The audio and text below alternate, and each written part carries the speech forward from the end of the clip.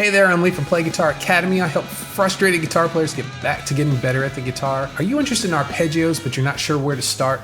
Today we're going to start right from the beginning. We're going to answer the question, what are arpeggios? Very, very simple. Much simpler than you would think it would be. They're just the notes that make up a chord. I usually talk about the relationship of chords and scales by using the what came first, the chicken or the egg phrase, going back and forth. Which one came first?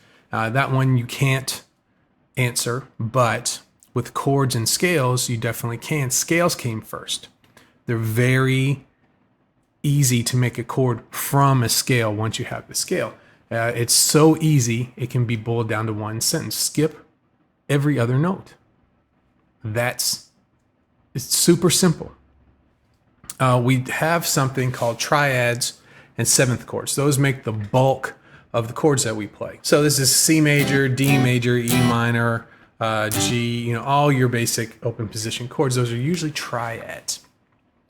And they're called triads because there's only 3 notes in them. If you pick apart each of these, I always start with the C. It's the easiest one to visualize. So if we take the notes in here, C, E, G, C, and E. Those are the notes that you're strumming when you play a C major basic chord. Basically, it's only 3 notes. Some of them are double. We have C, E, G. That's all you need. That's the first kind of aha moment for players when they realize, oh, I've been playing these chords with maybe 6 notes in them or 5 notes in them, but I'm really only playing 3. That's at the triad for those basic chords. Then we have something called seventh chords. A lot of people will play an A7 here, or maybe a C7 here. And they think, oh, the common thing is there 7 notes in it? No, there isn't. But we add one more note to the chord. So there's 4 notes in a seventh chord. There's many different kinds of seventh chords, but if we take a look at this, we have C, E, B flat, C, and E. So we have basically C, E, the B flat is covering up the G. So we're kind of not using that at the moment. It's kind of implied there. So C, E, think about the G, B flat. Those would be our 4 notes, C, E, G, B flat. Where do we get that? Well, if you take a C major scale, the Do, Re, Mi, Fa, Sol, La, Ti, Do scale, the notes of that are C, D, E, F, G, A, B, C. To get our triad off of our first note, we skip every other note. So we have a C, we skip the D, we have an E, we skip the F, and we have a G. Those 3 notes make up our C major chord. How about for the 7th chords?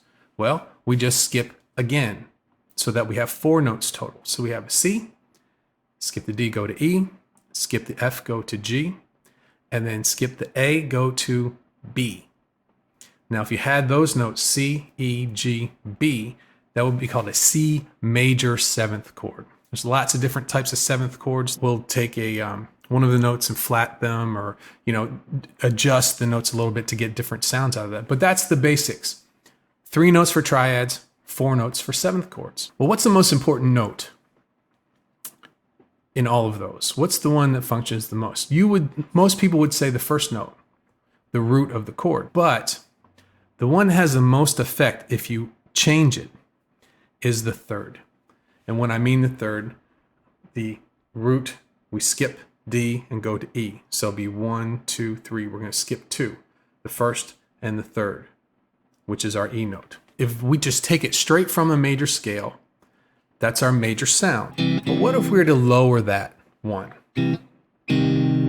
Listen to the difference between these 2. So here's C, E, G, and here's C, E flat, G. I'm just taking the E note and lowering it 1. A huge difference. How does it make you feel? The C major with the E is solid. People say it's happy. With the E flat, sad, right? That's our minor sound. So the 3rd of the chord determines whether it's a major or a minor sound. That's going to be more important as we go on. When we start to use the rest of the scale to get more chords, it's something called diatonic. We take the notes that are from the C major scale and we can do the process that we did for the C note, skip every other note.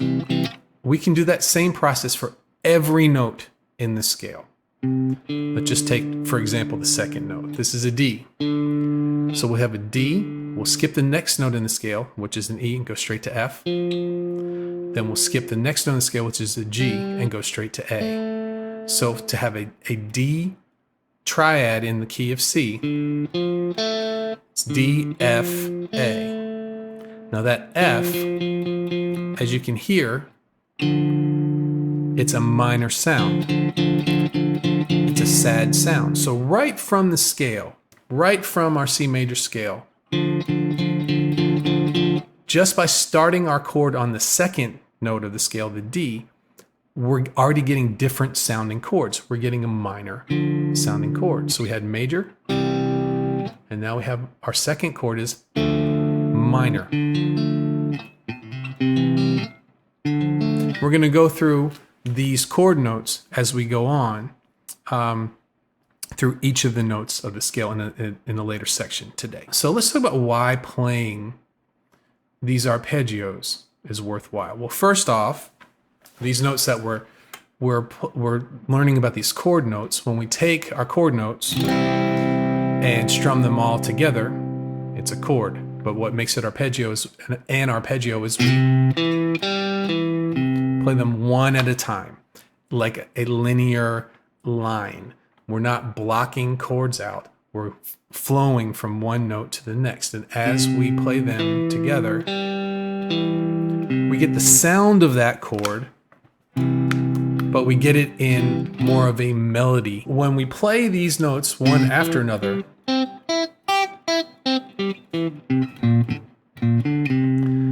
it's a very powerful thing. You have early intermediate players or people who have been playing for a while, and they've been playing solos for a while, and they've learned some scale patterns. You start to think these things, and I hear these things as a guitar teacher. People say, I sound like I'm just playing scales in my solos. That's a big problem. It's a very common problem. I've heard that many, many, many, many times. I sound like I'm just playing scales in my solos. And what that means is just going from note to note, maybe maybe going up the scale or going back the scale, or going up a little bit and back a little bit. But whatever you're doing with that, there's not a lot of jumping around. It's usually one note flows into the next and goes back down. It has the sound of practicing a scale. So when you use arpeggios, you're playing the strong notes of the scale. And music is all about strong notes and weak notes, tension and release. And when you learn a scale pattern, most people don't really think of it that way. They're just happy to be able to get through the scale pattern. And that's great. That's a great first step. But at some point, you start to realize there's more to making a good melody than just these notes. I need to know how to use them a little bit better. And one of the first things you need to know is, what are the strongest notes you can play? What are notes that you can play that will give a solid sound? That they don't sound like they need to go somewhere. They sound like they can stay put. When you learn your arpeggios of your chords, if they match the chords that are underneath that are being played by the rhythm section, you're playing the strongest notes. You're getting a visual on the guitar of where your strong notes are. Have you ever been playing a solo and you're playing and playing and playing, and then you there's a note you want to play, you might bend the note or you want to feature that note, and you play it, and then all of a sudden your heart just sinks because it's not a strong note. It's a weak note. It's a note that should be going somewhere instead of being featured. So when you really understand your arpeggios, you're reinforcing the strong notes. We talked about how visual arpeggios are on the guitar.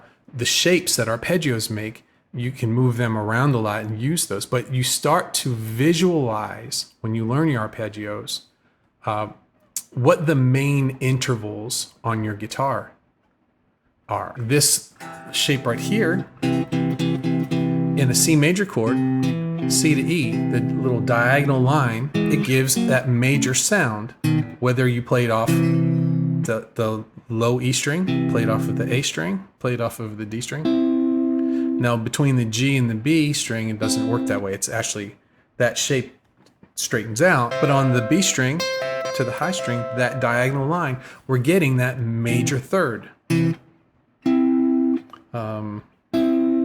And then here's where it doesn't work quite so well, and then back here. So having that visual of knowing that that diagonal line gives you a major third sound, when you're playing a solo and you have a split second to make decisions, when you have those shapes in your head, and you all of a sudden a sound, you're looking for a certain sound, and that comes to mind, is very important. It speeds up your playing and makes everything sound intentional, even when you're improvising. Thanks for watching. Don't forget to like and subscribe to the channel. I say that because I always forget to do that stuff. And also make sure you pick up your free gift. It's over at playguitargroup.com. That's our Facebook group. I've uploaded a free diatonic arpeggio worksheet. Also make sure you check out all the other videos in this series, and I'll see you real soon. Thanks.